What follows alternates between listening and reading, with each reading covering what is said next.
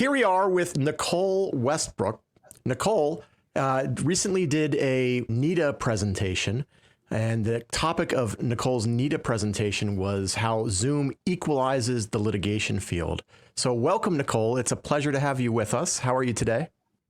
Thank you, Matt. I'm excited to be here. Doing great, getting ready for an actual in-person arbitration next week. I feel like I'm not ready, right? I spent so much time in front of the camera that now I have to stand up and put a full suit on and not just like sweatpants on the bottom, suit on the top. So I'm excited. The topic of your NITA presentation was, it addressed Zoom equalizing. Why don't you tell us what Zoom equalizing is and how you deal with that? So I think in my mind, it has to do with the fact that Zoom takes a lot of your presentation away from you, or can, right? So people, I think, get lazy behind the camera. We're also used to this social media presence or watching TV that you kind of sit back and you zone out and you forget that who you are. And I see that especially a lot in like a deposition, for example, when you're trying to question a witness, they're just not as either forthcoming, you can't warm up to them as quickly. And then the same way, I mean, if you try to pin someone down, I mean, just having this screen in front of you really gives someone a lot of, you know, a lot of cover, basically, right? So you don't feel like you're talking to a person. You feel like you're watching TV or something like that. And so when you take that forward and you're trying to put on a presentation, and that's what we do as trial lawyers, right? One of the biggest challenges we have is we've got 6 to 12 people in the box that we've got to entertain, right? And so we're on our feet, you know, we're moving around, we're throwing up flashy things, we're opening depositions in front of them to say, oh, you know, here comes the big impeachment, right? And so you do all of that, and then you have to learn a completely different way in arbitration or mediations or any type of Zoom platform, because you're stepping back and it's really hard to be entertaining in that regard. And then that becomes an equalizer. So maybe, you know, I don't know if you've done any of the like trade secret or PI type cases, and you get those heavy engineer background attorneys, and they come in and, you know, they're kind of boring, and, you know, you see your jurors falling asleep and things like that. On a Zoom platform, they look the same as me. And so, you know, you have to be really conscientious about what you can do to try to amp up the volume and amp up the surprise and the intrigue when you're on Zoom, or else every litigator kind of comes across as the same boring human being. When you're talking about equalization, do you think that's different for men versus women? Oh, how interesting. You know, that's a great question. And I don't know for sure. I mean, I think that, you know, Coree, and you and I could probably talk for days about this, about all the material differences, right? And how strident women can come across, right? And so one of the things that you do in person, me, for example, in trial, when I'm in front of a jury, right, I try to smile a whole lot more than I typically do, because we'll have that resting bee face sometimes, right? And I'm afraid of that. And, you know, men kind of can come across as very aggressive and strong, whereas women can kind of come across as strident and, you know, spiteful, right? And so you walk into it with a different tact and a different approach. And so does the equalizing effect come across the board the same way? I think it's still a challenge, right? I still think that, you know, as a female, you might try to be a little bit warmer on Zoom. And again, you gotta hit it with the smile, right? And men, I don't think they have that same dynamic. And most of the time, you know, fortunately or unfortunately, I appear before men as judges, arbitrators, etc. And I usually appear with men as across the table, and often all of the clients in the room are men. And so you might be the one lone female, and you know, I still think that there's an equalizing effect. I guess if you were female to female, 1-to-1, it would be an interesting observation to see how that would change. But, you know, I still think that down the line, you're just talking about how do you accentuate what you would typically do in court. And so if you're the kind of person that as a female, you try to smile more, you know, I clerked for a federal judge, and she said that men are listened to. And if you like what's coming out of their mouth, maybe you'll like them. And for women, oftentimes it's this first impression thing where if you like the way she looks, you might listen to what she has to say. So I don't know if that's fair or unfair, but it's certainly something that's interesting. And, you don't see very much of a person when you're on Zoom. It's, a pretty small field of view. What do you think, Coree? Oh, I feel like there are certain things that Zoom has equalized in a good way. Like, for example, the jury can't critically analyze my wardrobe to the extent that they would if I was in trial.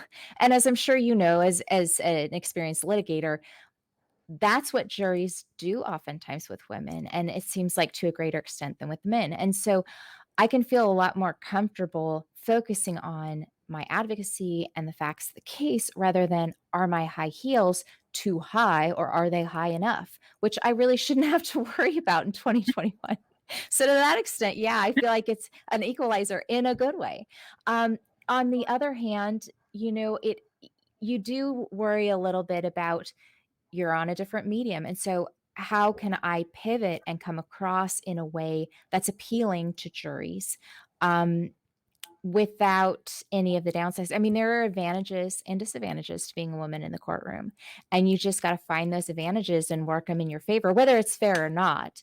You just got to work with what you've got. Nicole, where do you think you fit into the bigger picture? Do you think you're a lawyer that gets equalized, or do you think you're a lawyer that is benefiting from the equalization of Zoom? Oh, well, I think it's a practice, right? And we've all had to learn very quickly in the last 18 months, right? And so for me, it's just something that I worry about all the time of how to not be equalized. And I love what Corrine just said about not having to worry about what you wear or don't wear. I've had a jury consultant for years who is just fantastic, and she talks a lot about going down in front of the jury and eating because that makes you a real human being, and they like that. Don't wear certain flashy jewelry because that's too much. Always wear lipstick. And then these are just rules for women that I think are maybe a little bit different. So I love what you said about that. But at the same time, yeah, maybe you do a little bit less of that when you're on Zoom, and that's a little bit more relaxing. But for me, I think that I've had to learn to work really hard on a Zoom presentation to amp that up, to make it more interesting, take more breaks, make sure people are paying attention, get your presentation really tight. It's a ton of preparation in order to be punchy and flashy on Zoom. It's less, I feel, so when you're in the courtroom, because that comes more naturally, I think, to some of us. And then when you're doing a presentation that's like this, that feels a little bit hollow, you have to kind of go the extra level, more coffee, things like that. So yeah, I think I try really hard not to be equalized. Do you think that the work that you're doing now in terms of creating presentations that are punchy and interesting and engaging, that will carry over into in-person litigation in the courtroom, that will be a benefit that'll work in your favor? I do. I think that, we can all up our game and expand what we do and how we present. And so it's such an important feature of what we do, trying to simplify things. And that's one of the things that is important with Zoom, is to really simplify the issues. You may file a lawsuit and it may have 6 claims, but when you walk into trial, don't take all 6 claims, right? Ride your best horses. And so narrow the issues down. And if you can do motions in limine or some written briefing ahead of time to narrow it down so that you're taking what your jury has to listen to, and you're compressing it so that they're not sitting there for a week. Maybe they're only there for 3 full days. I think that's a real benefit, and that's something that I think we've learned during this Zoom process, because nobody has the capacity to sit here for 5 days and listen to this over this artificial platform. And so I think some of that really will transfer over and be very helpful to all of us. Yeah, it's interesting that you talk about preparation, because that was a big part of your NITA presentation as well, talking about how preparation is so key for online proceedings, and I certainly agree. But I wonder if you can tell us, what do you think is different about the preparation process when you're preparing for a proceeding that's going to be online rather than a proceeding that's in person? Is there anything different that you see about them? One of the hardest parts, I think, has been that your witnesses or your clients are not with you. And so if they're not, right? And so for a while there was a lot of issues with travel. And so if you've had an expert in another state, for example, you know that that person can't come and be with you. And there's fear, even on the part of an expert, of being able to manage the technology and being able to present on the technology. And is the internet capable? And am I going to be able to log on at the right time? And am I going to be able to see the documents? Or how do you blow those documents up? What if it's a 50-page contract? How do I get through that? How do I look at that? And so I think that a ton of your preparation has to do with hand holding your witnesses and walking them through the platform. And maybe you first have to do it. I mean, each platform has a little bit of a difference to it. So if it's first, you have to walk through the platform, and then you go with each one of your witnesses and try to establish whether they have the right technology, and they don't always. Right? I had a client up in Aspen who had to go buy a computer. And so that is not comfortable for some people, right? And they're not good with those sort of things. So you may have to find a local counsel's office in that particular city and have them willing to help your client so that they can come sit, or your expert come sit in that office using hopefully good and stable internet service. And then if they are floundering with the technology, have somebody there that can help them. For the first time yesterday, we had I guess it was a deposition. It wasn't my proceeding. It was another attorney in our firm. But we actually sent our paralegal to our client's house. And he just kind of walked in, and he had a little remote rig with him with a laptop. And it made it so that she didn't have to worry about any of that sort of technological stuff. And I thought that's interesting. It was a fascinating thing because, like you said, so much of what we've done up until now was about the pandemic. And now, as the pandemic isn't necessarily so much of a factor, and you can travel a little bit more, and you're allowed to be in people's houses and whatnot, now you can take some of these things that we did during the pandemic online, and you can sort of re-examine how it's most convenient for the participants to do that. So I was fascinated by that, hearing that the paralegal was going and making house calls. Absolutely fascinating, right? I think there are probably even IT groups that you could hire that could go do something like that. And it's very necessary. And, one of the hardest things that we do, litigation is so expensive, that one of the hardest things that we find ourselves doing is, how do you provide equal access to justice about a range of monetary situations, right? I mean, every case is not worth millions of dollars. Some of them are worth hundreds of thousands. And it's such a hard thing to look at a client and say, I know your case is worth 500,000. It's not worth going forward in this litigation. You're going to burn it all. So some of these things, though, right? If you don't have to have an expert travel, that's a huge cost savings. If you don't have to travel for depositions, huge cost savings, right? So some of that might work its way into our everyday litigation, and that's probably a helpful thing. You mentioned that some of your clients have had issues with getting their hands around the technology. Can you describe for us, who are your typical clients? And once you have led them through the process, reflecting back, how do they like the remote platform? So I would say that my typical clients are probably 60 plus years old. Um, Mostly men, but some women as well.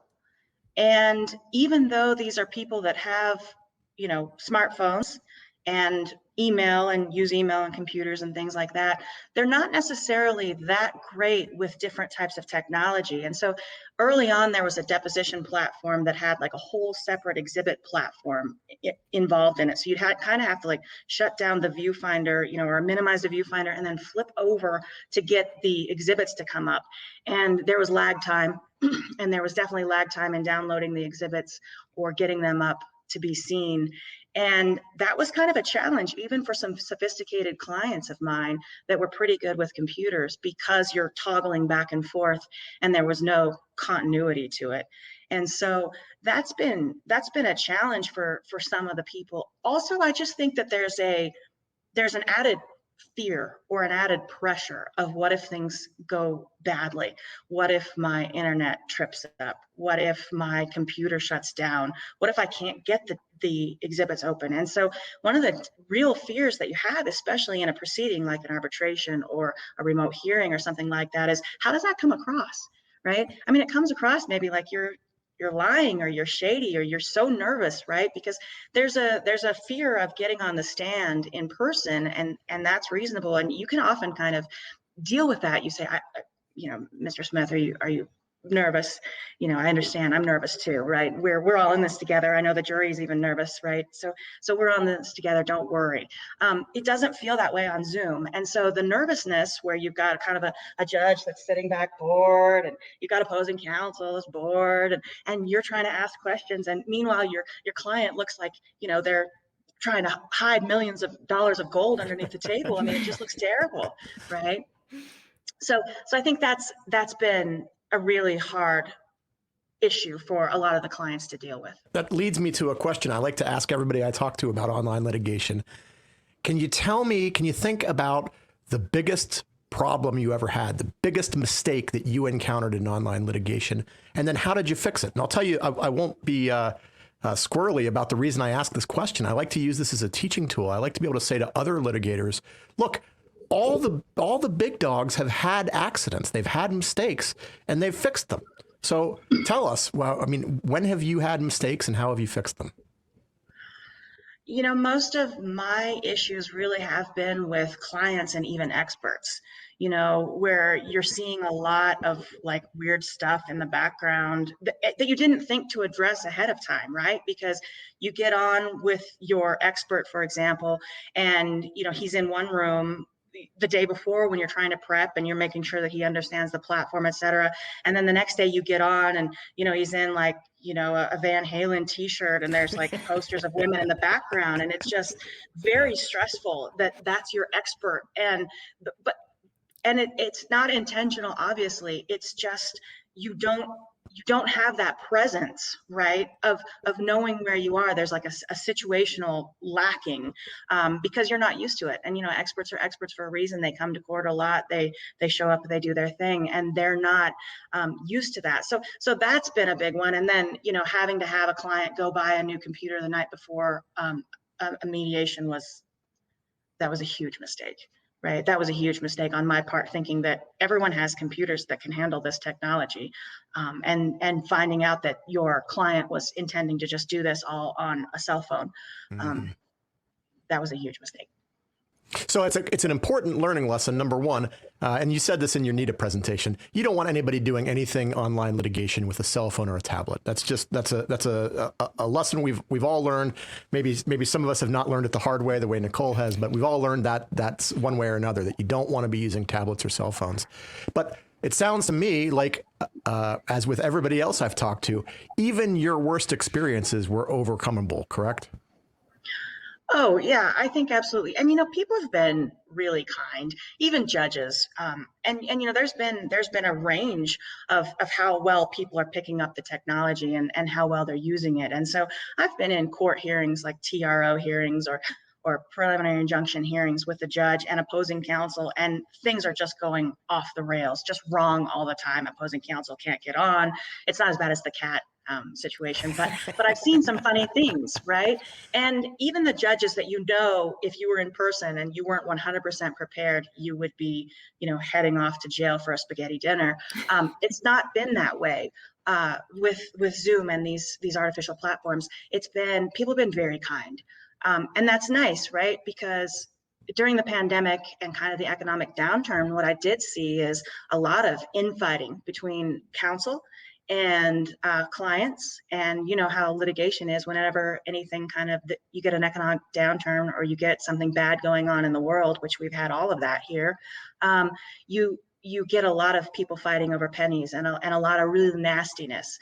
But what I've seen is that with respect to the platforms and people trying to make it work and trying to carry on their jobs, people have been very kind, and judges have been very kind and allowing for a lot of mistakes and allowing for people to get up to speed. And that's been pretty heartwarming in our world, which we don't have a lot to say about that.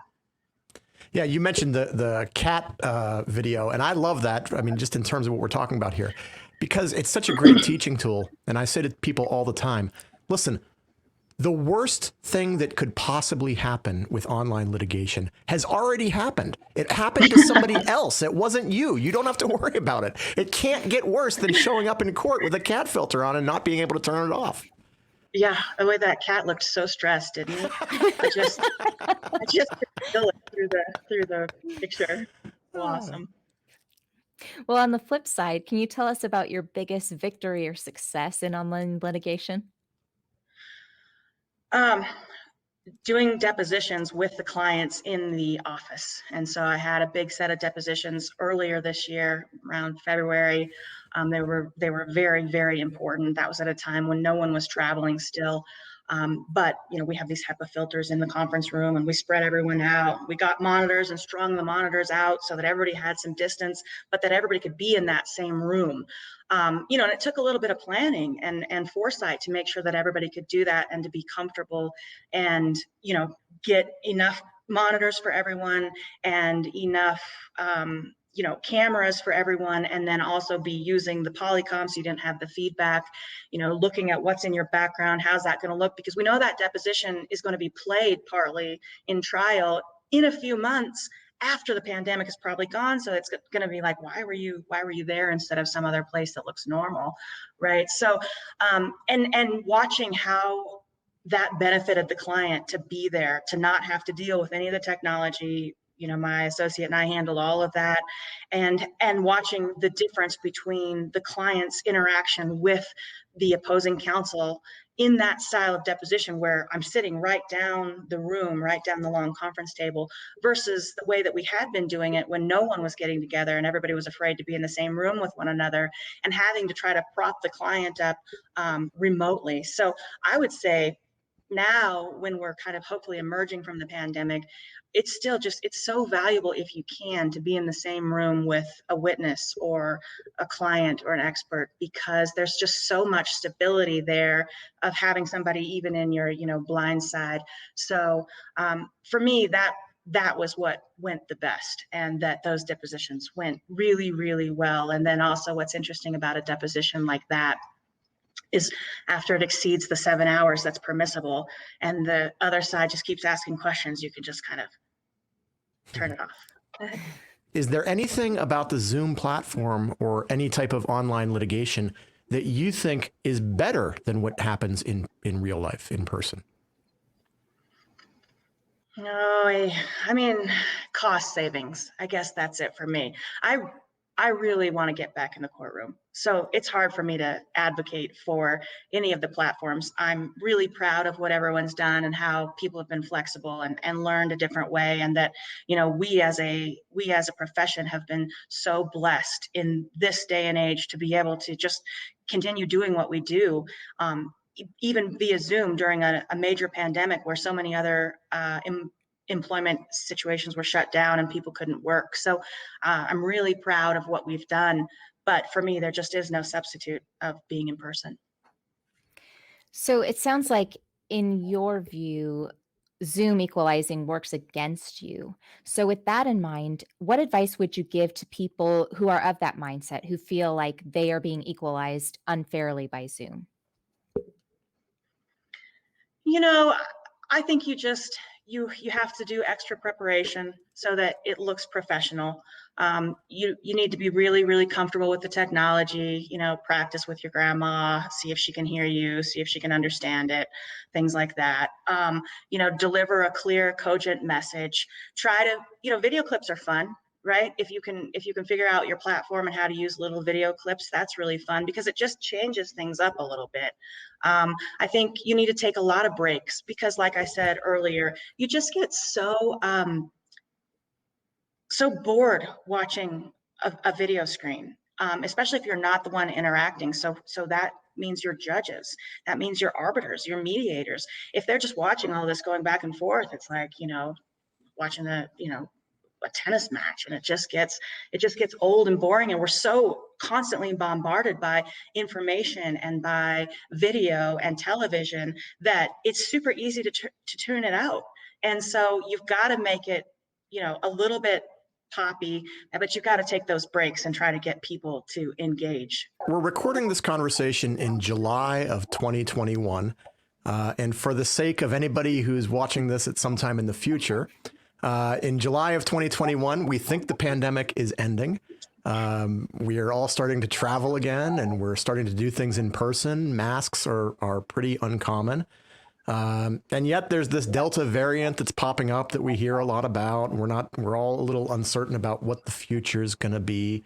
As we look at remote litigation, as you said, Nicole, we kind of all acknowledge that there are huge cost savings involved. Take all those factors and put them into a soup pot and let them all marinate together and tell me what you think the future looks like for remote litigation. Is it still around in 5 years? Is it gone in 5 years? Are we all back in person? What do you think the future holds? It's so interesting because I bet you guys have had this similar experience where up until, 18 months ago, if you wanted someone to appear at a hearing or at trial remotely, it would typically be by telephone, and you would really have to beg, right? You have to file a motion early ahead of time. You would try to get opposing counsel to buy into it and agree to it. They wouldn't. You get to the courtroom. The courtroom is not set up for that type of technology. And so there's no video, and there just weren't great video platforms anyway. But you weren't setting up a screen and then watching your, maybe expert or a person in a foreign country testify remotely. That just wasn't happening. So instead, you had to bring people. It was all required. But boy, have we learned a lot, right? There's a lot of information out there that maybe some of the big New York law firms, for example, are going to shut down parts of their office and go to a much smaller office because they've learned that through the pandemic, you don't have to actually have in the office lawyers. People are still productive, people are still working, and you have accessibility to everything you need somewhere else, right? We don't need big paper files. We can't afford to house them, and you're killing trees like crazy. So you need to learn to do that online as well. And so things are changing, and I think that the old guard may be shifting their mindset a little bit, that these monster leases are not necessary. And as you think that through, carry it on to the next level to courts. All the judges and all the courts have now had to kind of upgrade their technology so that they're able to work on Zoom as well. And so they've been forced, kind of like pushed out of the nest, to go ahead and learn a way to do things differently. And I think that people have learned that it does work, that it can happen. And it's a great way to save money. In 2015, I went to Japan for 3 weeks and took depositions at the US Embassy in Osaka. And I can't even tell you how expensive that was. That is completely cost prohibitive, right? And in a day like today, that really wouldn't need to happen. I could easily do that remotely. I'm really glad I got to go, by the way. But different days. But you could really do that remotely, and the savings to the client would be just monumental. Also, what's going to happen with your subpoenas, right? If I have a rule right now that says I can only subpoena someone that's 70 miles away, or I can only subpoena somebody that's within my state, understood. But do we think about it differently going forward when the subpoena is for a Zoom hearing, when the subpoena is for 1 hour on your kitchen table, remoting into my trial? Do we expand that subpoena power? Maybe we do, right? And maybe that gives us access to witnesses that before we could have never brought. And so what's that do to the piece of litigation? Well, I don't have to take a preservation deposition, and that's a cost savings. But better yet, I'm getting live testimony in front of my jury, which is so much better than having to replay part of that deposition or having an actress or actor come in and read the transcript, right? So I'm actually getting that person now. So I think that there could be some value that we could add as we keep thinking forward. So 5 years, I bet you that you're going to see more pieces that are remote, and that it's more allowed, and that judges relax these heavy rules about, putting a motion in early, and opposing counsel might actually agree to it for once. And then, the judge isn't just going to deny it as a matter of right, because he's going to say, no problem. We've got this screen right over here. We'll just put him up on Zoom, have him call in at the exact same time. I'll have my clerk set it up, and, it'll be a little bit more seamless than it's been in the past. So I do think that there's a part of this that's here to stay. Wow, that is fascinating stuff. Fascinating stuff. I'd never really considered that idea about the subpoenas before, but that has my mind blown right now. And I will definitely be spinning my wheels thinking about that a lot. So The title of the presentation is Fighting the Equalizing Effects of Remote Arbitration. It is available for playback on the NIDA website right now. Nicole, thank you so much. We had a great time, and I look forward to talking to you again. Thank you, Matt. Thank you, Corrine. Thank you.